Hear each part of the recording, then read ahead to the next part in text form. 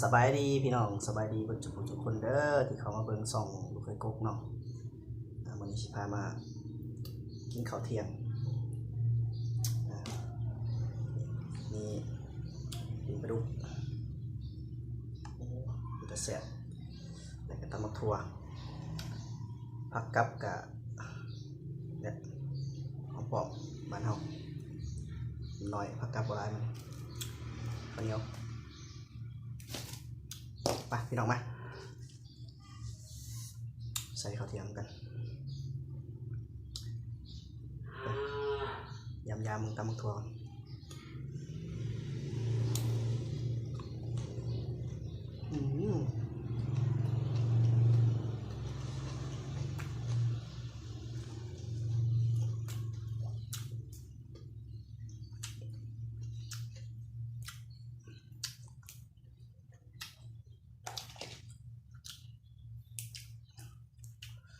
ตำมึงทั่วชื่อเป็นมาพี่น้อง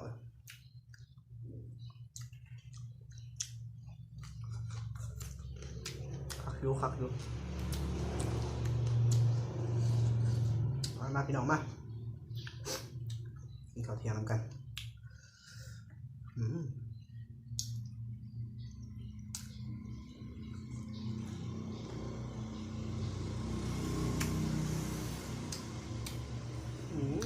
ตอนบรรลุ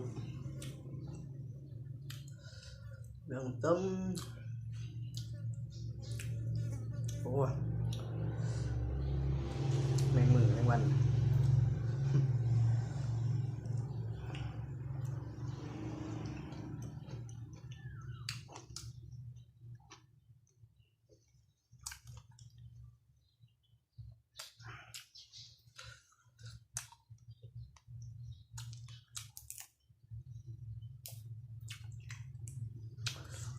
กินข้าวเที่ยงทำกันแซ่บๆกับพี่น้องเด้อ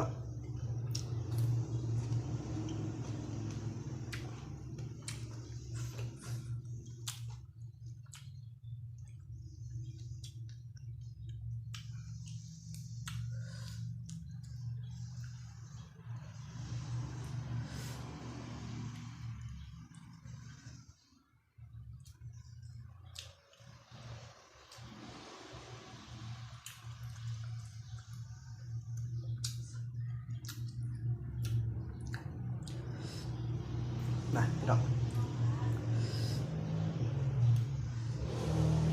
ปิ้งไปดู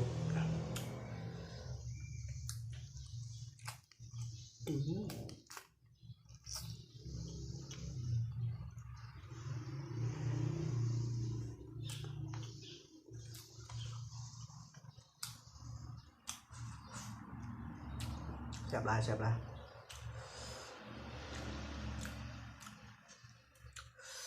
นะคำเขาใหญ่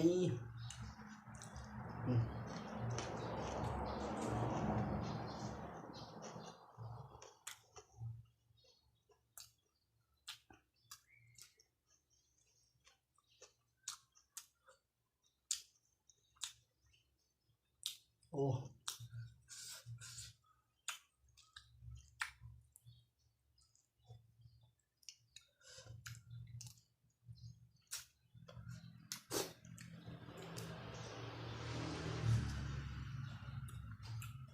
รสชาติมันสีแบบออกนัวมันพี่น้องปลาดุกนี่ปลาดุกกับตำบักถั่วตอนเที่ยง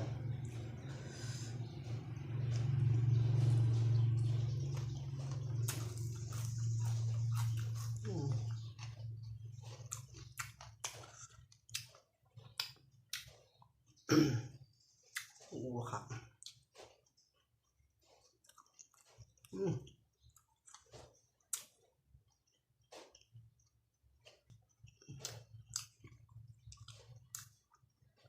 นี่ตอนนี้ครับ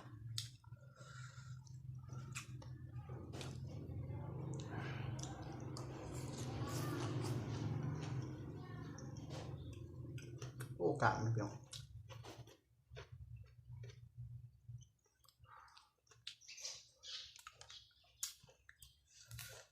กินข้าวเที่ยงกันเด้อพี่น้องเด้อมา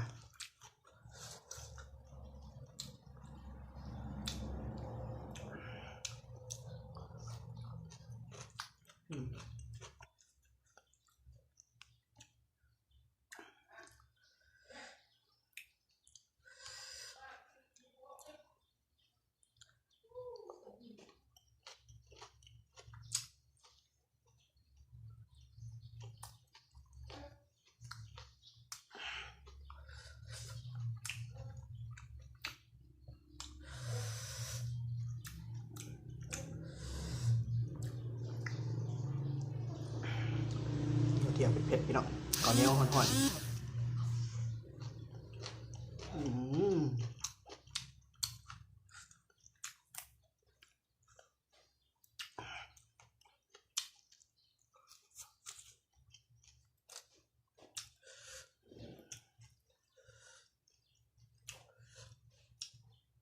อะไรโอเคหมักเลยปิ้งปลาดุกนี่โอแซ่บไรมาเด้อพี่น้องเด้อมากินข้าวกับหมูเคยกบ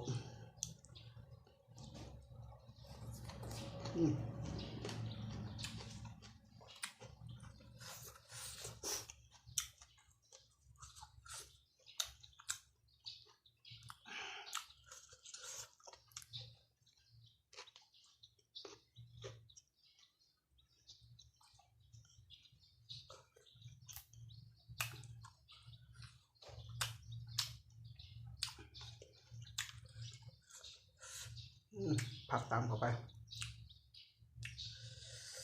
นะออกมา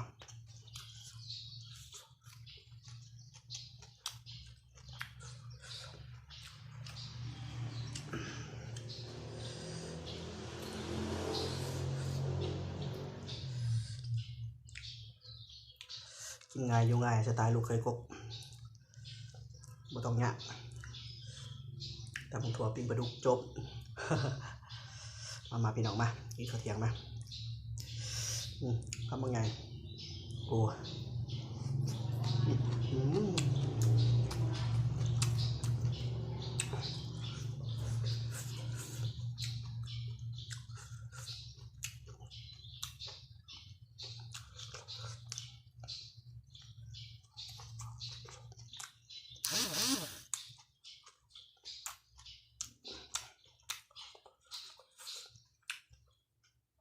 รสชาติมันจะออกสีส้มๆหวานๆพี่น้อง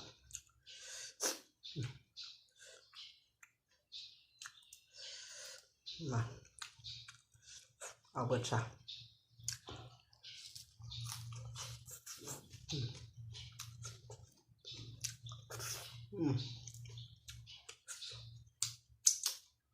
โอ้ขอคนเดียวมาเนี่ยก็เลยเรียกมาพี่น้องเอ้ย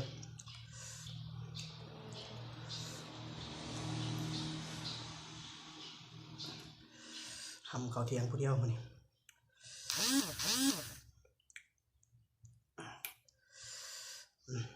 เอาอีก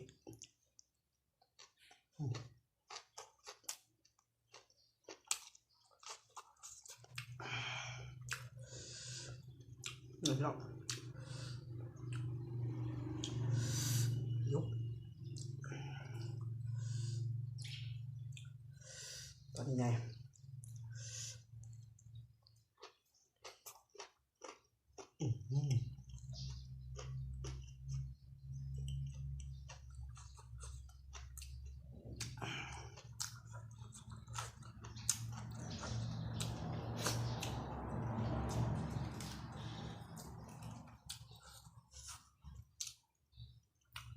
สิละบันห้อง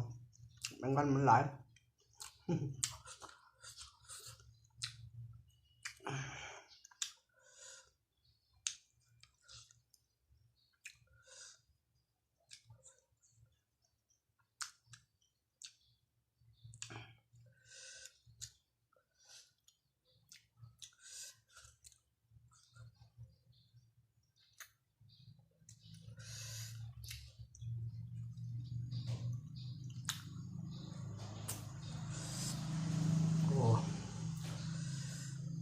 คักพี่น้องครับ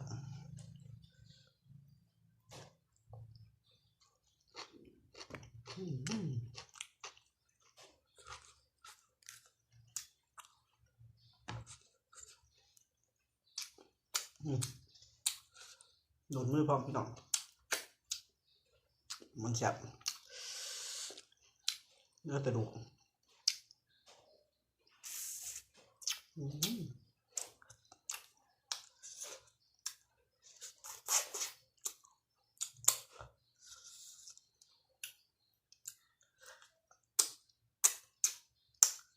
โอ้แซ่บเลย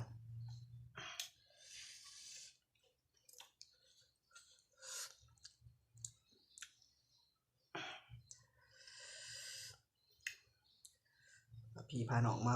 เบิ่งกินข้าวยำเที่ยงมาเด้อกินนำกันเด้อ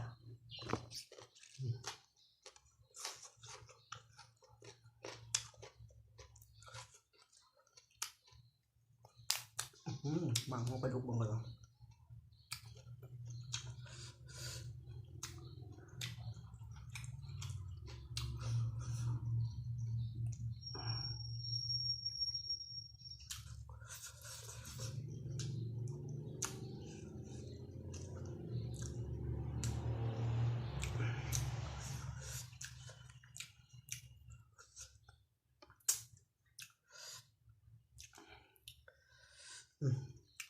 เป็นคำสุดท้ายเลยพี่น้องเด้อว่าผู้ขาเราเคยโคกอิ่มแล้วเนาะ สำหรับผู้ใดที่เบิ่งแล้วก็มักแบบใดเนาะอย่าลืมกดไลค์กดติดตามกดไลค์กดแชร์ให้ผู้ขานี่เด้อเพื่อเป็นกำลังใจให้เฮ็ดคลิปต่อไปอีกเนาะลูกเคยกบเอาคำสุดท้ายพี่น้องอย่าลืมกดติดตามผู้ขาเด้อ